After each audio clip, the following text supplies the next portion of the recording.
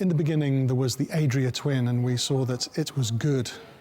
A lot of Adria's rivals obviously thought so too, because a whole host of tribute acts sprang up in its immediate wake. And there's good reason for its popularity.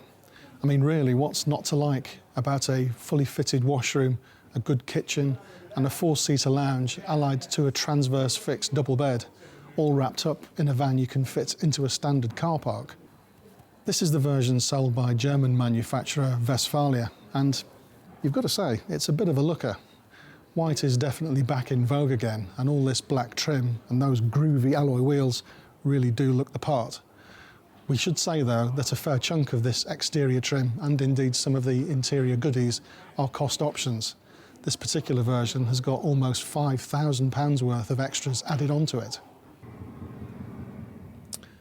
Westfalia is clearly operating on an if it ain't broke, don't fix it basis with the Amundsen's main lounge.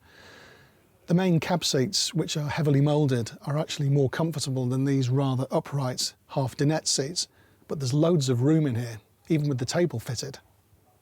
Rather inevitably, the position of the Amundsen's kitchen right here does slightly restrict access into the main body of the van. If you're much wider than this, then you are going to struggle to get on board. That said, there are some nice touches here.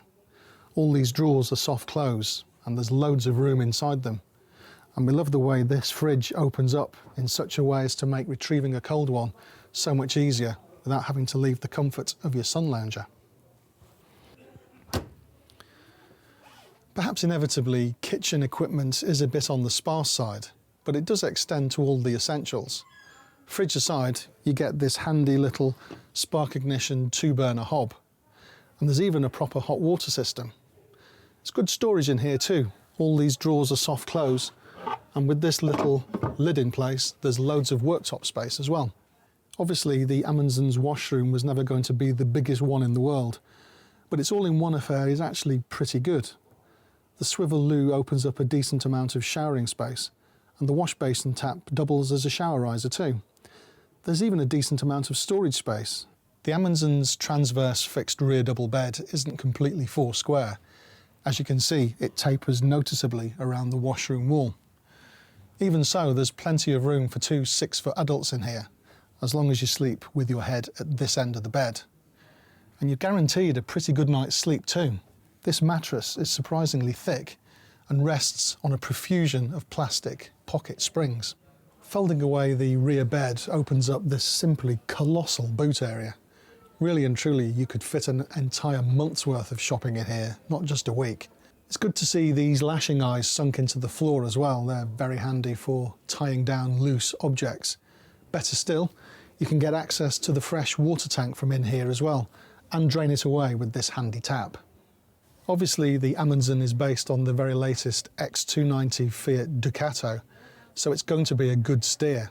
Certainly, it's got the right engine and gearbox combination. It runs on Fiat's 130 multi-jet diesel, allied to a 6-speed manual gearbox. For a combination that's deemed good enough and powerful enough to be fitted into bigger coach builds, this vehicle is really going to fly. The Westfalia Amundsen is far from unique, but it does set itself apart in what is an increasingly crowded marketplace. It majors heavily on style, driving appeal and equipment, but it does get the basics spot on too. You really couldn't ask much more of the kitchen and washroom in particular. The best part of the Amundsen though is the price. Steer clear of the options list and you could bag a camper van just like this, albeit in a slightly lower spec, for just over £39,000. In our book, that's a lot of motorhome for not a lot of money.